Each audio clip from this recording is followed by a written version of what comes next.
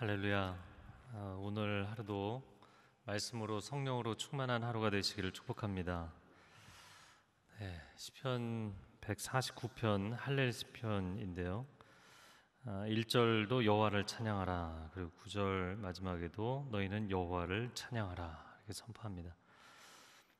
시대적인 배경에 대해서는 특별히 6절 말씀 우리가 이제 좀 더 자세히 볼 텐데 6절 말씀에 근거해서 느헤미야가 성벽을 재건했던 때 내지는 이제 신구약 중간기 역사 가운데 유다 마카비가 성전을 수복했던 때 그때를 역사적인 시대적인 배경으로 그렇게 보고 있습니다. 자, 1절 말씀 한번 같이 읽어보겠습니다. 시작. 여호와를 찬양하라. 새 노래로 여호와께 노래하며 성도들의 집회에서 그분을 찬양하라. 할렐루야. 새 노래로 여호와께 노래하라. 왜 새 노래로 찬양하는가? 하나님께서 새 일을 행하셨기 때문에 새로운 감격과 감사로 하나님을 찬양하겠다는 것입니다. 근데 성도들의 집회에서 이 집회는 정기적인 예배나 절기를 의미한다기보다 이미 말씀드린 것처럼 느헤미야가 포로기한 공동체와 더불어서 예루살렘에 무너진 성벽을 재건하고 봉헌하는 집회이거나 그 봉헌 집회가 느헤미야서를 이렇게 쭉 보면 이제 12장의 그 성벽을 재건한 이후에 그 성벽을 봉헌하는 집회를 하죠.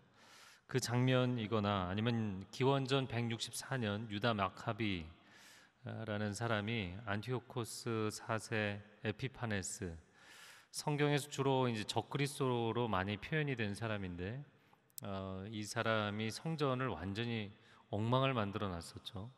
돼지 피를 뿌리고 제우스 신상을 세우고 그랬던 이 셀류커스 왕조의 군대를 몰아내고 성전을 수복했던 때 드렸던 집회 인 것으로 추정이 됩니다.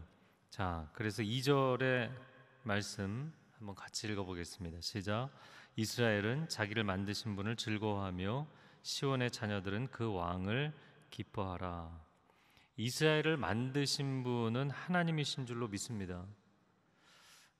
그래서 첫 번째 이 고백이 참 중요한데 이스라엘은 자기를 만드신 분을 즐거워하라. 이스라엘이라는 나라를 사람이 의도하고 계획해서 세운 것이냐라는 것이죠. 이스라엘은 하나님이 세우신 것이다. 아브라함을 부르신 분도 하나님이시고 그 자손들 야곱의 가족을 애굽으로 인도하신 분도 하나님이시고 놀라운 섭리로 그들을 구원하셨죠.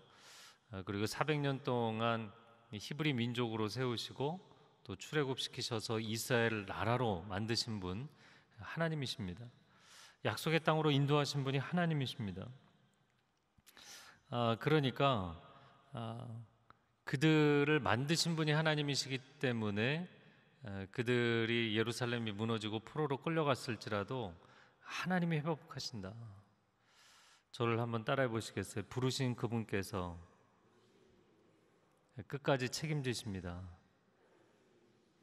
하나님은 어제나 오늘이나 내일이 동일하신 분이시기 때문에 하나님은 만약에 나의 과거에 하나님께서 분명한 계획을 갖고 섭리를 가지고 그분이 나를 콜링하셨다면 그것이 오늘 내가 위태로운 가운데 있고 어려움 가운데 있을지라도 반드시 완성하실 줄로 믿습니다.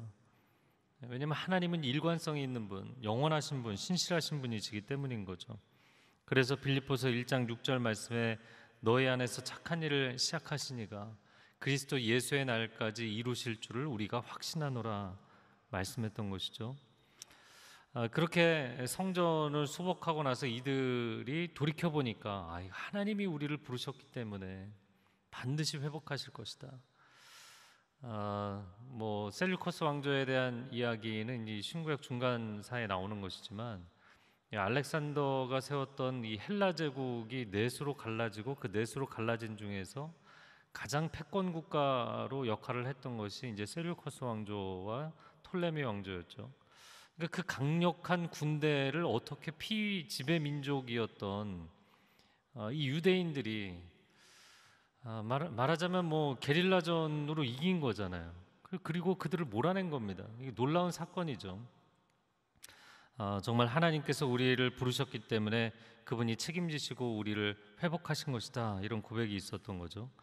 자, 얼마나 그 성전 수복 성전에 대한 기쁨, 또 만약에 느헤미야 시대라면 뭐 재건 이스라엘의 기쁨, 이건 뭐 너무나 놀라운 기쁨이었기 때문에 3절에 보니까 춤을 추며 찬양하고 탬버린과 하프로 찬양한다.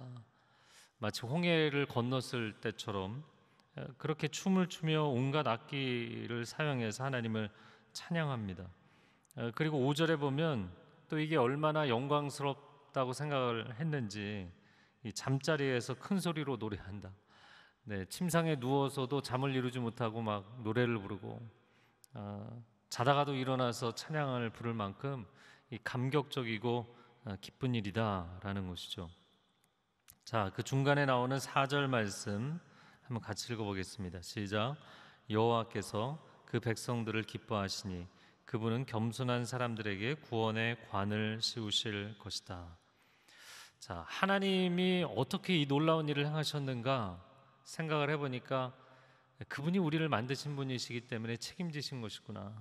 그게 2절의 고백이라면 4절의 고백은 이제 인간 입장에서 볼 때 우리가 하나님 앞에 겸손하게 하나님의 도우심을 구했기 때문에 하나님이 우리를 도우신 것이구나. 그래서 하나님 우리를 구원하셨구나 라는 고백인 거예요. 왜냐하면 사실 이스라엘도 교만함과 안일함에 빠져서 이런 어려움을 겪었던 것입니다. 만약에 느헤미야 시대의 재건 이스라엘에 대한 이야기라면 그들이 우상 숭배에 빠지고 사회가 타락에 빠지고 너무나 심각한 수준이었잖아요. 그래서 그들이 바벨론의 포로로 끌려갔었던 것이죠. 그런데 하나님이 선한 계획 가운데 70년 만에 돌아와서 그 나라를 회복하게 하신 것이잖아요.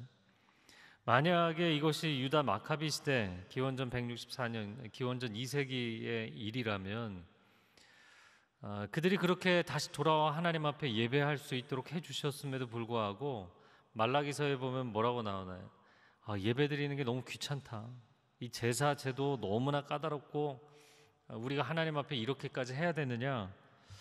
예배를 게을리하고 안일함과 교만함 가운데 빠졌기 때문에 또 고난을 당했던 것이거든요. 그래서 그들이 하나님 앞에 이미 겸손해야 되는데도 겸손하지 않았기 때문에 이런 어려움을 겪었는데 겸손한 자, 다시 말하자면 하나님을 의지하는 자, 하나님 제 힘과 능력으로 되는 것이 아닙니다. 하나님의 도우심이 필요합니다. 이 고백을 하는 사람을 하나님은 구원하시는 줄로 믿습니다. 인간은 아무리 능력이 있고 출중해도 하나님 앞에 의존적인 존재인 것이죠. 구원의 손길이 반드시 필요한 존재입니다. 만약에 인간이 자기 힘으로 뭔가를 해서 성공하면 교만해지고 실패하면 자괴감에 빠지게 돼 있어요. 그러니까 물론 뭐 스스로 열심히 사는 것 중요하죠. 필요한 것입니다. 그러나 그것이 결국엔 성공을 해도 실패를 해도 엇나가고 잘못된 결과로 끝나는 것이죠. 그래서 이 5절의 말씀을 좀 더 확장해서 정확하게 표현한 것이 6절의 말씀입니다. 자, 6절 말씀을 한번 같이 읽어보겠습니다. 시작. 하나님을 향한 찬양이 있게 하고 그들의 손에는 양날선 칼이 있어. 이 6절 말씀이 시편 전체를 놓고 봐도 굉장히 독특한 말씀이고 이 6절 때문에 제가 이미 설명드린 시대적인 배경을 추정을 하게 된 것입니다. 입술에는 찬양이 있고 손에는 칼이 있다. 입술에는 찬양이 있고 손에는 칼이 있다. 이게 무슨 뜻인가? 하나님께는 찬양을, 원수에게는 칼을. 뭐 많은 인물들이 생각이 납니다. 다윗도 마찬가지였잖아요. 그가 광야에 있을 때, 또 빈들에 있을 때, 양을 칠 때도 그렇고, 또 자기 사람들을 데리고 다닐 때도 늘 찬양을 하는 사람이었잖아요. 그러면 가만히 앉아서 뭐 유유자적하게 찬양만 하고 있었는가? 늘 원수를 늘 나타날 만한 들짐승, 내 양을 움켜가려고 하고 우리를 사로잡으려고 하는 대적을 향해서 늘 깨어있고 칼을 쓰는 자였죠. 그러니까 이 양면이 다 있었던 것입니다. 또 골리앗과의 싸움, 전쟁터, 수많은 전쟁을 치렀는데 그가 말을 달리면서도 내가 하나님께 기도합니다. 이 전쟁터에서 한참 전쟁이 치열한 가운데에서도 하나님께 기도하고 찬양했던 사람, 다윗입니다. 아주 극명한 두 가지 요소를 늘 함께 품고 살았던 사람이죠. 여호사밧과 같은 인물도 그렇죠. 여호사밧 왕이 압도적인 이 군대가 대적들이 몰려올 때 찬양단을 앞세우고 그리고 나서 군대를 세우잖아요. 입술에는 찬양을, 손에는 칼을. 느헤미야도 마찬가지였죠. 성전을 재건하면서 한편으로는 하나님 이 성벽을 온전히 재건할 수 있도록 도와주십시오. 기도하고 일하는 것이 한편이라면 또 한편으로는 무기를 들고 방비했잖아요. 유다 마카비도 마찬가지였던 것이죠. 그래서 이 6절의 시편 149편 6절 말씀은 이후로 수많은 유대인들과 기독교인들의 전쟁에서 전쟁가로 불리는 구절이 됐습니다. 군사들이 전쟁터에 나가면서 글쎄 뭐 우리 같으면 마귀들과 싸울지라 막 이런 찬양 부르는 것처럼 그런 전쟁가, 군가로 사용이 된 것이죠. 자, 이 6절의 선포가 우리의 삶 가운데도 동일하게 있기를 주님의 이름으로 축복합니다. 이게 한쪽만 있어서는 안 되는 거예요.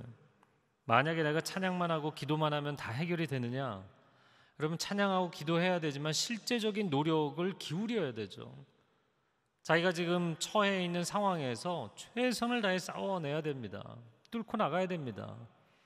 기도만 한다고 해서 내가 가만히 있으면 하나님이 알아서 해주시는가? 그것은 아니죠. 또 정반대로 내가 칼을 잘 쓴다고 해서, 다윗이 당대의 이스라엘뿐만 아니라 중근동에서 최고의 칼잡이였잖아요. 최고의 장군이었다고요. 그러면 뭐 하나님께 의지하지 않고도 내 실력으로 하겠다 이럴 수 있죠. 근데 내가 칼만 휘두르면 잔인한 승리자가 될 뿐이에요. 정복하고 약탈하고 다른 민족들을, 다른 사람들을 압제하고 밟고 일어서는 것은 할 수 있을지 모르지만 그것이 하나님께 영광이 되지 못하죠. 또 사람들에게 기쁨과 유익이 되지 못합니다. 여러분의 입술에는 찬양이 있고 손에는 칼이 있고 하나님이 여러분의 삶에 승리를 주실 때 그것이 자기 영광으로 끝나는 것이 아니라 하나님께 영광이 돌려지는 삶이 되시기를 바랍니다. 그래서 우리의 승리가 하나님께 영광이 되고 나에게는 감사 찬양이 되고 또 이웃에게는 축복이 되는 것, 그것이 이 5절과 6절에 담겨있는 말씀인 것이죠. 자, 7절에 보면 그렇게 찬양하며 전쟁을 치루어서 이방 민족들을 위해 복수의 일격을 가하고 그 백성에게 벌을 내리며 8절에 그들의 왕들을 사슬로 묶고 그들의 귀족들에게 쇠고랑을 채우며 9절에 그들을 위해 기록된 형벌을 시행하게 하라. 이스라엘을 오랜 역사 가운데 괴롭혔던 이방 민족들, 그들이 8절에 보면 오히려 포로로 잡히게 될 것이다. 그리고 9절에 보면 그들을 위해 기록된 형벌이라고 되어 있죠. 예언서들을 보면 이스라엘 주변 열강들과 민족들을 향한 하나님이 예고하시는 심판과 형벌이 있잖아요. 하나님 그 심판이 시행되게 하여 주옵소서. 그리고 나서 9절 하반절, 이것이 그의 모든 성도들의 영광이다. 너희는 여호와를 찬양하라. 그 여호수아서를 보면 이제 가나안 땅을 정복하는 정복 전쟁을 보게 되는데 당시의 전쟁이라는 것은 약탈 전쟁이거든요. 그러니까 이 단순히 어떤 명예를 위해 싸우는 것이 아니라 다른 이들, 다른 국가, 다른 민족, 또 다른 소수부족의 영토를 빼앗고 그들의 재산을 빼앗고 사람들을 포로로 잡아가서 노예 삼고, 이게 기본적인 형태입니다.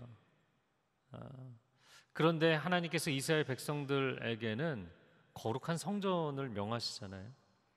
너희를 위한 전쟁이 아니다. 하나님께서 거룩한 나라를 세우시기 위한 전쟁이다. 그래서 전쟁을 치르면서도 끊임없이 성결하게 만드시고 그들이 약탈 행위를 하지 못하도록 하시고 거룩한 나라를 세워서 결국엔 그 나라가 수많은 나라들을 거룩하게 만드는 역할을 해야 된다. 이런 사명을 주시잖아요.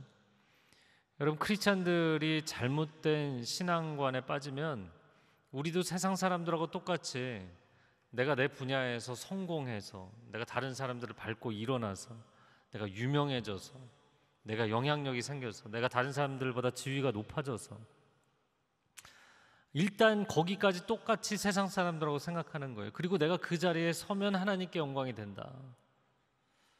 그런데 성경은 그렇게 이야기하지 않습니다. 여러분, 모든 여러분의 삶의 과정도 하나님께 영광이 될 수 있기를 바랍니다. 우리의 싸우는 삶이 단순히 그 목표 지점의 최고의 자리에 오르는 것이 인생의 전부가 아니라는 거예요. 물론 하나님께서 그 자리에 세우시는 경우도 있고 또 거기에서 내려오게 하시는 경우도 있죠. 그럼 어떠한 상황에서도 여러분, 옷깃을 여미며 거룩의 삶을 살아가는 하나님의 자녀들이 되시기를 바랍니다. 그것이 선한 영향력이 되고 또 하나님께는 기쁨과 찬양이 되고 내 안에는 감격이 있는 그러한 인생의 축복이 오늘 우리의 삶 가운데 임하기를 주님의 이름으로 축복합니다. 그리하여서 오늘 우리가 함께 기도할 때 예배자이자 전사로 사는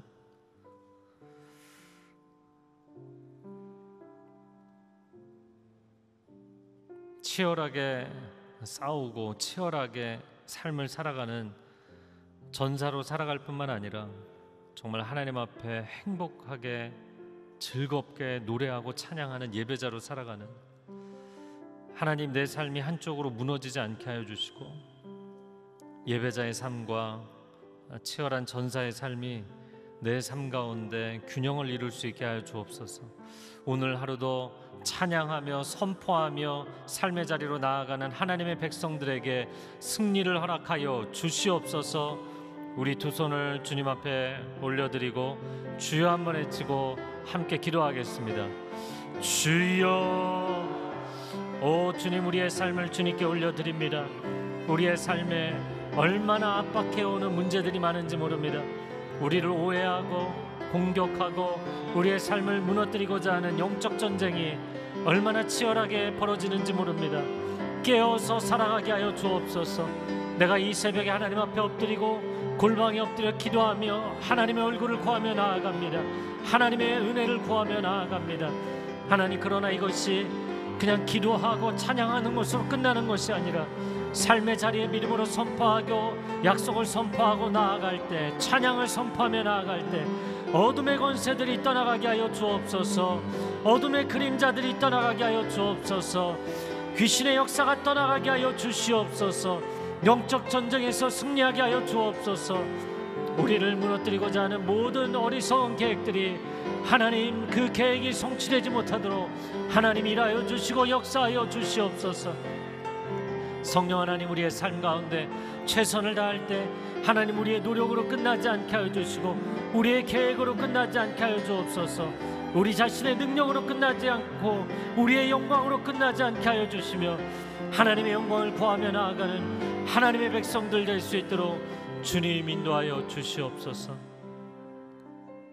아멘, 아멘.